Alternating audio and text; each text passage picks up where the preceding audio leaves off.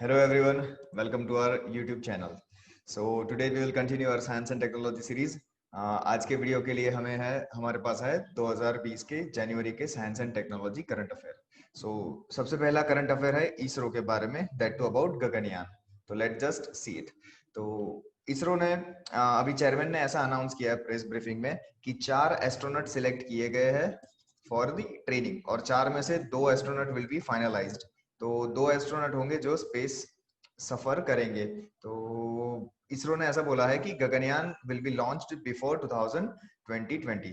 And now what are the objective of the mission. तो सबसे पहले मिशन का ऑब्जेक्टिव है to enhancement of science and technology levels in country. Right now our country is not so much backward in the space exploration, but still it has to be pushed further beyond. And उसके साथ साथ हमें किसकी help करनी है? Youth की. whoever is inspiring youth in a space field, we have to cater them very well. So उसके लिए एक पूरा ऐसा प्रोजेक्ट होगा that will be involving with several institute. ऐसा नहीं कि सिर्फ इसरो काम करेगा, बट इसरो के साथ साथ IITs एंड IISc बैंगलोर जैसी प्रोमिनेंट इंस्टीट्यूशन है दैट विल बी कोलैबोरेटेड. और साथ में जो इंडिपेंडेंट एकेडमिक मतलब इंडिपेंडेंट जो एमिनेंट पर्सनालिटी है that they also will be contributing in the same project with the help of private sector, specially the industry. So private sector का growth combined with the institution का engagement, तो it will be outcome will be the industrial growth in a rapid way, that too in a space exploration sector. और उसके साथ साथ social benefit भी होगा. कैसा सोशल बेनिफिट? एक तो एम्प्लॉयमेंट जनरेशन तो होगा ही होगा, देन उसके साथ साथ जॉब जनरेशन भी होगा. तो प्लस उसके साथ जितनी भी टेक्नोलॉजिकल एडवांसमेंट यहाँ पे होगा that will be result into social benefits. मतलब अगर कुछ नया कटिंग एज टेक्नोलॉजी आई तो उसका हम ट्राई करेंगे कैसे हम उसको डेली लाइफ में इम्प्लाई कर सके. मोस्ट ऑफ द टाइम ऐसा ही होता है कि साइंस का जो भी एक्सप्लोरेशन होता है, साइंस में जो भी डेवलपमेंट होता है that too specially in a space field, तो वो सीधा सीधा सोशल लाइफ में इनकॉर्पोरेट हम कर देते हैं. और not just indigenous corporation, but साथ साथ में किसका कोऑपरेशन होगा? इंटरनेशनल लेवल का भी कोलैबोरेशन होगा. So it will be really huge. So, but what are the relevance in a current context in India?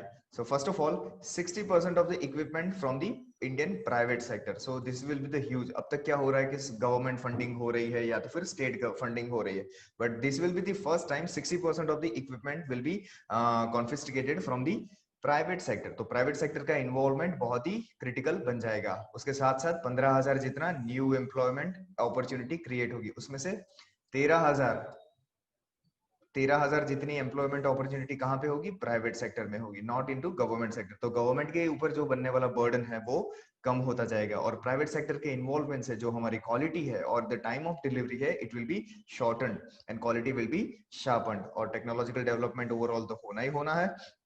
साथ में ह्यूमन स्पेस फ्लाइट जो भी होगी it will thrust significant research area such as material processing, astrobiology, resource mining and planetary chemistry, planetary orbital calculus and many other areas. So ये सारी चीजों में अगर ज्यादा से ज्यादा रिसर्च एंड डेवलपमेंट को फोकस मिलेगा then it will motivate more and more people to come into space research. तो ऐसा हो जाएगा कि इंडिया विल बी प्रेस्टिजियस. कैसे prestigious? India will be the 4th country to launch human space mission after USA, Russia and China. तो इन सभी के बाद India will be the 4th. तो जब सुपर पावर बनने की बात हो रही तो India is becoming space super power as well. But इसके साथ साथ कुछ चैलेंजेस हो गए एस्ट्रोनॉट के लिए, क्योंकि गगनयान स्पेस में जाएगा और स्पेस में जाने के साथ कुछ नई चीजें आती है और कुछ जो अर्थली चीजें हैं वो कम हो जाती है. जैसे उसके बारे में थोड़ा देखते हैं. तो first of all gravitational field, gravity will be nearly zero into the space. तो उसके साथ कैसे वो कोप अप करेंगे? जैसे hand eye coordination and head eye coordination both will be really difficult. उसके साथ साथ बोन वीकनिंग होगा तो फिर उसके रिलेटेड जो फ्रैक्चर्स होंगे जिसको कहा जाता है ऑस्टियोपोरोसिस, उसके रिलेटेड जो फ्रैक्चर होंगे उसके भी केसेस बढ़ने की संभावना है. साथ में ऊपर जाने के साथ स्पेस में बहुत ही ज्यादा न्यूट्रिएंट लेवल मैनेज नहीं हो सकता। क्यों न्यूट्रिएंट लेवल मैनेज नहीं हो सकता? Because of improper diet. ऐसा तो है नहीं कि आप अपने साथ 150 किलो 200 किलो पूरा वेजिटेबल वगैरह लेके जाओ, वहां पे आराम से बनाओ और खाओ, ऐसा नहीं हो सकता। So improper diet will lead to loss of muscle strength and it can cause vision problems. और उसके अलावा it will receive 10 times more radiation than what people on earth faces। तो ये रेडिएशन जितनी बढ़ जाएगी, तो रेडिएशन के रिलेटेड जो भी हमारा हेल्थ कंसर्न है, जैसे कि cancer, nervous system damages, vomiting, anxiety, and साथ में without pressure human blood start heating up. Pressure नहीं फील होने के लिए एक रिएक्शनर एक्टिविटी होती है ब्लड हमारे बॉडी में, जो ब्लड को हीट अप कर देता है। बट इन सभी के साथ, इन सभी को कोप अप करने के लिए we have started training them. But still जितना भी ट्रेनिंग आप करोगे तो कैसा होगा कि फिजिकली चेंज आपको पता चलेगा, कोई ऑर्गन में डिफेक्ट आ रही है तो वो आपको पता चलेगा। But what about behavioural issue, what about psychotic disorder? तो this will be the challenge which we have to see and how we will cater it. In the next news, it is an Indian Science Congress. So 107th Indian Science Congress is being held at University of Agricultural Science in Bengaluru, Karnataka. तो Indian Science Congress के बारे में थोड़ा factual चीज mark कर लेते हैं। शायद कभी कभी यूपीएससी ऐसा पूछ लेती है कि consider the following statement regarding Indian Science Congress. तो उसके बारे में थोड़ी फैक्चुअल चीज है कि it organizes in first week of January and it is organized by Indian Science Congress Association. So Indian Science Congress Association was started in 1914 and it has membership of more than 30,000 scientists across the India. So now Indian Science Congress is focusing upon the international collaboration as well.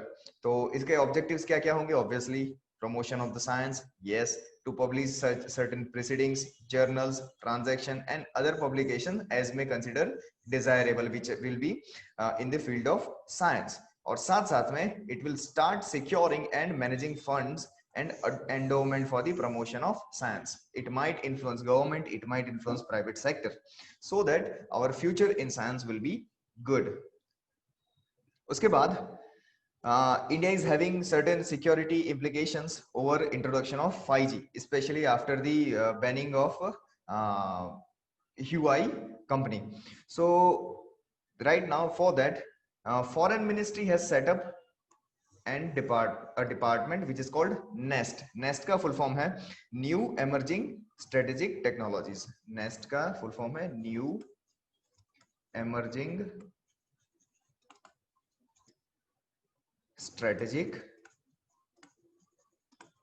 Technologies.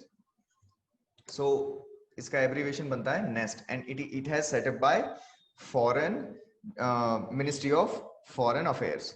So ये क्या करेगा? It will act as a nodal point of India's foreign ministry for all matters connected to new and emerging technologies, including exchange of views with the foreign government and coordination with the domestic ministry and department. So domestic ministry, foreign government, उनके बीच का ये क्या बनेगा? एक nodal agency बनेगा जो दोनों के बीच में कोलैबोरेशन करेगा और जो भी टेक्नोलॉजिकल ट्रांसफर है विच विल मेक हैपन, और उसके साथ साथ जो भी फंड ट्रांसफर या तो फिर दूसरे बाहर के प्राइवेट सेक्टर को एंगेज करना हो, ऐसे करते करते हम अपने साइंटिफिक फील्ड को ऊपर बढ़ाते जाएंगे। और साथ में it will help in negotiation in multilateral फोरा, जैसे कि G20 हो गया, यूनाइटेड नेशंस हो गया, उन सभी में जो नए नए रूल्स एंड रेगुलेशन आ रहा है उनको भी इन्फ्लुएंस करने का ट्राई करेंगे, that too in interest of India. And उसके साथ जो हमने बात की कि domestic ministry and domestic department के साथ साथ जो डोमेस्टिक प्राइवेट सेक्टर है उनको, अगर उनको भी उनकी जो टेक्नोलॉजी है, उनके जो नए नए प्रोडक्ट्स है, उनको भी आउटसोर्स करने का काम ये नेस्ट करेगा। Now the next current affair is about NETRA. NETRA stands for Network for Space Object Tracking and Analysis. तो ये किसके लिए है? तो recently Indian Space Research Organization ISRO has inked a pact with Indian Institute of Astrophysics to pave a way for collaborating in establishing optical telescope facility under the project NETRA. Okay, तो NETRA basically किसके लिए है? It is for space situational awareness.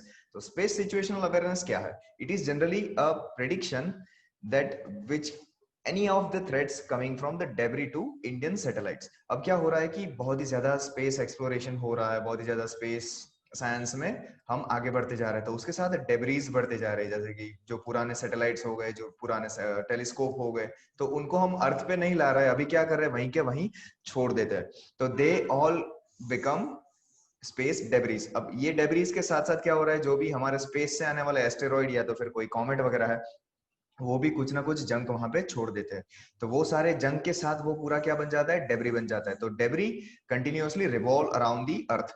तो अब अर्थ के साथ वो revolve तो करते हैं, बट उनके साथ साथ दूसरे कौन सी चीज रिवॉल्व करते हैं, that is our satellites, telescope और दूसरे ऑब्जर्वेटरी जैसे कि ISS, इंटरनेशनल स्पेस स्टेशन। तो उन सभी को कोई ना कोई खतरा रह सकता है कि अगर कोई डेब्री आके उनको हिट कर गया तो क्या होगा, तो हमारे सैटेलाइट डिस्ट्रॉय हो सकते हैं एंड करोड़ों रुपए का नुकसान हो सकता है। To avoid such kind of threats, we have entered into space situational awareness through the NETRA system. तो नेत्रा से हमें डेटा मिलेगा और उससे पता चलेगा कि अगर कोई ऐसा छोटा सा डेब्री है जो इंडियन सैटेलाइट के नजदीक आ रहा है, तो वी कैन डिस्ट्रॉय इट या तो फिर डिफ्लेक्ट इट। उसके बाद हमें दूसरा क्या करना है, मिटिगेटिंग द स्पेस डेब्री। जो स्पेस का पॉल्यूशन बढ़ता जा रहा है, तो हमें दूसरे यूएसए जैसे या तो फिर चाइना या रॉसकॉस्मोस या तो फिर यूरोपियन स्पेस एजेंसी के साथ कंबाइन होके जो स्पेस डेब्रीज है उनको कैसे हम या तो फिर हमें उसको स्पेस से बाहर भेज देना है, कोई एस्टेरॉइड पे छोड़ देना है, या तो फिर सन के नजदीक ले जाना है, या तो फिर अर्थ के अंदर लाके उनको ट्रीट करना है। That time will tell us कि उसको कैसा हमें कैटर करना है। But this will give us India upper hand in capturing the geostationary orbit. अब जियो स्टेशनरी ऑर्बिट अगर हमने कैप्चर कर ली ये सैटेलाइट थ्रू, तो क्या होगा कि we can watch 1/3 of whole earth through only one satellite. तो ऐसे हमें कितने सैटेलाइट की जरूरत पड़ेगी, 2 एंड 3 सैटेलाइट। तो 1/3 एक से होगा, दूसरा भी 1/3 करेगा और तीसरा रेस्ट 1/3 करेगा। तो इससे क्या होगा कि हमें minimum expenses and minimum resources के साथ हम पूरी अर्थ को कवर कर सकेंगे, और पूरी अर्थ में कहाँ कहाँ डेब्रीज रिवॉल्व हो रहे हैं वो हम चेक कर पाएंगे, specially in the lower earth orbit. And it will help our next exploration, जैसे कि आदित्य L1 है या तो फिर हम गगनयान कर रहे हैं, तो उन सभी के ऊपर आने वाले कोई भी डेब्रीज होंगे वो हमें यहाँ से पता चल जाएगा। नेत्रा के बाद हमारे पास दूसरा करंट अफेयर है which is also regarding space. It is IDRSS। तो ये क्या है actually, recently India is planning to bring its own era of space to space tracking and communication. What is it? It is a space to space tracking। अभी तक क्या हो रहा है कि स्पेस से सैटेलाइट A से डेटा अर्थ पे आ रहा है, सैटेलाइट B से डेटा अर्थ पे आ रहा है, यहाँ पे पूरा उसका मैकेनिज्म यहाँ पे एनालिसिस हो रहा है, और फिर जाके B का डेटा A में पहुंचाते हैं, A का डेटा B में पहुंचाते हैं, और इस हिसाब से हम पूरा मैनेजमेंट करते हैं। But what about manned mission? जो हम गगनयान के बारे में बात कर रहे हैं वो मैन मिशन है, तो वो वेट नहीं कर सकते कि अर्थ से उनके पास डेटा आएगा या सैटेलाइट से डेटा आने में उनको इतना टाइम लगेगा। That is why what we are doing, we are trying to combine all the data in a single formula। और सिंगल फॉर्मूला जो होगा वो सीधा गगनयान जैसे मैन मेड या तो फिर हम कोई फ्यूचर में ऑब्जर्वेटरी स्पेस में छोड़े तो वो वहां पे सीधा अवेलेबल हो सकता है। So this system of satellite will be launch in a geostationary orbit. As we seen in a last current affair, हमने क्या बोला कि 3 सैटेलाइट ऐसे होंगे जो पूरी अर्थ को कवर कर सकते हैं, तो ये भी 36,000 किलोमीटर फार एलिवेशन पे हम उनको छोड़ा जाएगा। So the most significant will be as we said Gaganyaan mission जैसे जो भी मिशन हमारे होंगे जो हमें स्पेस से कंट्रोल करने हैं, ना कि हमें अर्थ की कोई सिचुएशनल ऑब्जर्वेटरी से कंट्रोल करने हैं। तो उसके लिए हमें रियल टाइम डेटा चाहिए, तो वो रियल टाइम डेटा कहां से मिलेगा, हमें ये सिस्टम थ्रू मिलेगा। ओके, आफ्टर दिस हमारे पास करंट अफेयर है अबाउट पॉलीक्रैक। तो गवर्नमेंट ने ऐसा बोला है कि countries first government owned waste to energy plant was recently commissioned at Macheshwar in Odisha. कहां पे, ओडिशा में ये किया गया, and it is a waste to energy plant. अब वेस्ट टू एनर्जी प्लांट में जो टेक्नोलॉजी यूज की गई है उसका नाम है Polycrack technology. So Polycrack technology का पेटेंट हमने इंडिया ने किया है। पॉलीक्रैक टेक्नोलॉजी क्या करेगी, let's see. So Polycrack technology converts multiple feedstock, जो भी आपका फीड स्टॉक है जैसे कि रबर हो गया, प्लास्टिक हो गया, कुछ भी हो गया, into hydrocarbon fluids, gas and carbon as well as water. तो इन सभी में इसका बाइफर्केशन वो कर पाएगी। अब ये वेस्ट टू एनर्जी का जो भी फीडर मटेरियल है, it will be used to ignite its own flame. तो फिर ये क्या होगा, सेल्फ सफिशिएंट होगा और बहुत ही ज्यादा गैस बाहर नहीं निकालेगा। तो प्लांट में क्या क्या कैपेसिटी है, तो कैपेसिटी ऐसी है कि एक बैच में वो 500 किलोग्राम जैसा जो भी वेस्ट होगा वो उसके अंदर ले पाएगा। तो all kind of plastic, petroleum sludge, then जितना भी अगर मॉइस्चर के साथ कंटेंट है वो भी, दैट टू अनसेग्रीगेटेड, आपको अलग अलग करने की जरूरत नहीं है। इलेक्ट्रॉनिक वेस्ट हो गया, ऑटोमोबाइल वेस्ट हो गया, ऑर्गेनिक वेस्ट हो गया जैसे कि bamboo, garden waste, kitchen waste, anything, and साथ साथ में जट्रोफा फ्रूट या तो फिर पाम बंच, जितना भी है हमें क्या करना है, एक साथ 500 केजी जितना सीधा हमें एक बैच में डाल देना है। बेनिफिट क्या क्या है, it doesn't need any pre segregation, क्योंकि वो सीधा ही उसको हीट अप कर देता है। साथ में इट टॉलरेट्स हाई मॉइस्चर, तो फिर हमें ऐसे वेट एंड ड्राई मॉइस्चर को भी, वेट एंड ड्राई वेस्ट को भी अलग करने की जरूरत नहीं है। That too it does not allowed biological decomposition. So इतना टाइम नहीं होता कि भाई बायोलॉजिकल डीकम्पोजिशन हो और उसके बाद उसको ट्रीट किया जाए, but it's directly treat waste as it is received. और साथ में it is a zero discharge process. Zero discharge process मतलब एनवायरमेंटली हमारे लिए बहुत ही साउंड है। It is a completely, we can say it is a green technology. और जो गैस इसमें से प्रोड्यूस होगा वो गैस साथ में अपनी ही सिस्टम को इग्नाइट करने में या तो अपनी ही सिस्टम को काम करने में हेल्प करेगा। That is why it has no atmospheric emission during the process. So this is the best benefit of this Polycrack technology. उसके बाद हमारे पास करंट अफेयर है, scientific social responsibility. So what is scientific social responsibility? On the line of corporate social responsibility, government is thinking to implement scientific social responsibility. तो इसकी definition according to the government gazette ये बोलती है, the ethical obligation of the knowledge worker in all field of science and technology to voluntarily contribute their knowledge and resource to the widest spectrum of stakeholder in the society in the spirit of service and conscious reciprocity. So it is talking about giving it back to the society. क्योंकि why giving it back to the society? Because अभी तक जितना हमारा scientific research चलता है, mostly 85% of funded by और 85% funded by government only. तो फिर ये गवर्नमेंट का रुपया, मतलब किसका रुपया? It is a tax payers money. तो टैक्स पेयर्स का मनी है, तो गवर्नमेंट ऐसा बोल रही है कि नॉलेज वर्कर या तो फिर साइंटिस्ट, उनको ये अच्छा नाम दिया गया है कि knowledge worker, it is their moral obligation कि वॉलंटियरली उनको जो सोसाइटी है उनको गिव बैक करना चाहिए। ना कि ऐसा सिर्फ आप कोई एक फाइंडिंग किया, गवर्नमेंट को दिया, गवर्नमेंट ने उसका यूज किया एंड दैट्स इट। नहीं, जो हमें वाइडर जो स्पेक्ट्रम है सोसाइटी का, उन सभी को लास्ट माइल तक पहुंचाने का ट्राई करना चाहिए। तो ये ड्राफ्ट की हाईलाइट क्या है उसके बारे में बात करते हैं। तो first of all it says 10% day of scientific social responsibility. 10% day मतलब, परसेंट डे मतलब एक आदमी एक दिन में कितना काम कर सकता है उसको कहा जाता है 1% डे। तो एनी जो नॉलेज वर्कर होगा या तो फिर साइंटिस्ट होगा, उसको एटलीस्ट 10 डेज ऐसे डिवोट करने पड़ेंगे जो सोसाइटी के लिए है, ना कि कोई पर्सनल एक्सप्लोरेशन के लिए, बट जो भी एक्सप्लोरेशन या जो भी साइंटिफिक डिस्कवरी हो चुकी है वो सोसाइटी को कैसे बेनिफिट करेगी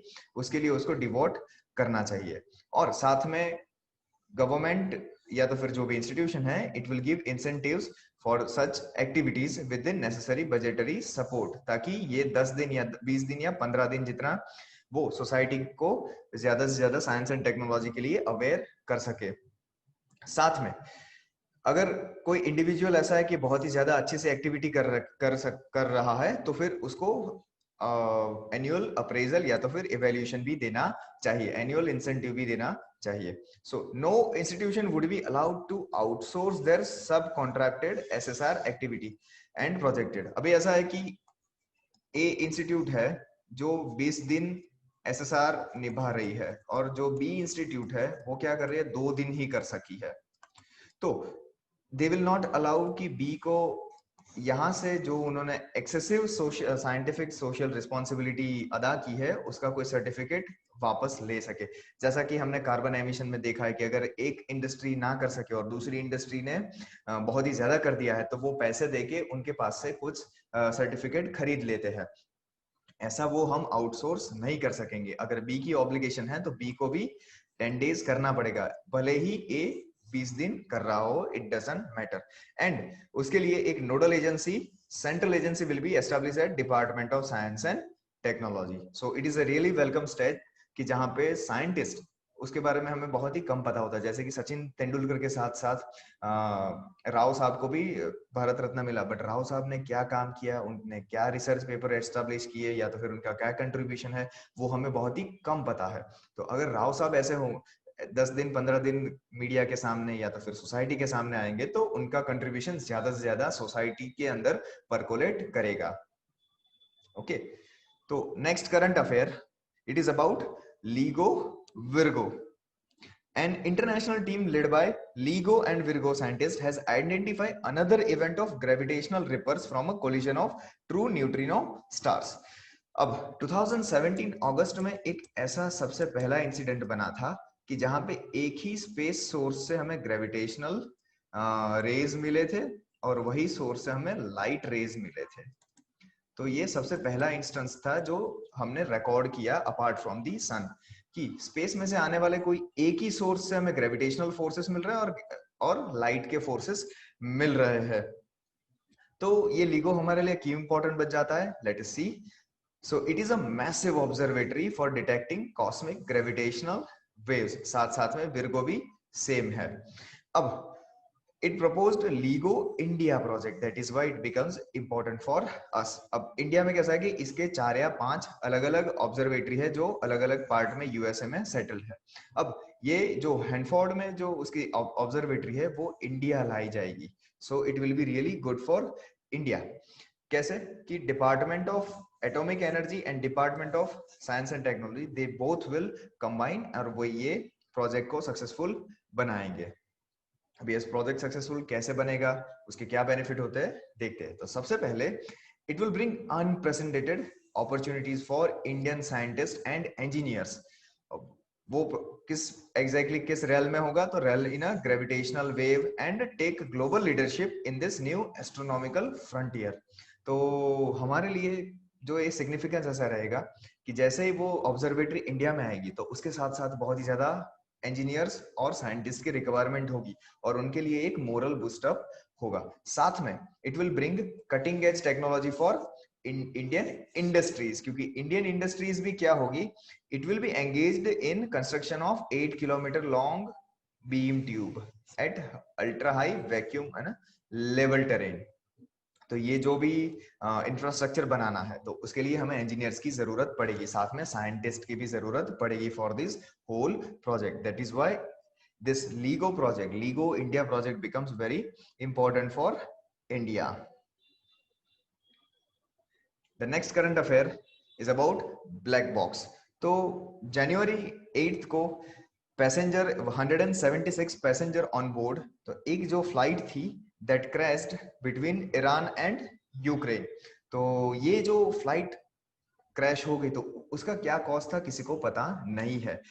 ईरान का कुछ अलग स्टेटमेंट आ रहा है, इसराइल यूक्रेन का कुछ अलग स्टेटमेंट आ रहा है। तो we do not know what actually happened that led to 176 casualties. तो 176 कैजुअलिटीज को कैसे हमें ट्रैक करना है, उसका इन्वेस्टिगेशन कैसे होता है, तो that is with the help of black box. तो ब्लैक बॉक्स क्या है, चले देखते हैं। Black box is a voice recorder and flight data recorder. तो इन दोनों से क्या बनता है, black box which is situated into the cockpit, जहां पे पायलट बैठते हैं। कॉकपिट मतलब क्या कि ये अगर प्लेन है तो यहाँ पे अगर पायलट बैठते हैं तो दिस इज कॉल्ड कॉकपिट, इनके अंदर इंस्टॉल्ड होता है। तो फ्लाइट की जो भी स्टार्टिंग से एंड तक की मूवमेंट है वो पूरी वहां पे रिकॉर्ड होती है। पूरा डेटा जो भी रिसीव्ड हुआ या सेंड हुआ वो डेटा को भी रिकॉर्ड करते रहते हैं। तो इट रियली हेल्प अस कि क्रैश के पहले की क्या सिचुएशन थी, वहां पे कुछ पायलट ने कोई कमांड दिया था या डेटा नहीं रिसीव हुआ था, बर्ड हिट हुआ या क्या भी हिट हुआ, then it can give us exactly what happened before the crash. और साथ में इसके पास एक और चीज होती है, that is under water locator beacon. Under water locator beacon क्या होता है कि जैसे ही प्लेन का जो सरफेस है वो पानी को टच करता है तो ये under water locator beacon activate हो जाता है। और ये एक्टिवेट होने के साथ अंडर वाटर जो भी सिचुएशन होती है, जब तक प्लेन का सारा सिस्टम डाई आउट नहीं हो जाता तब तक की सारी सिस्टम ये रिकॉर्ड करता रहता है। तो it really it help us in a investigation of the what happened actually with the plane crash.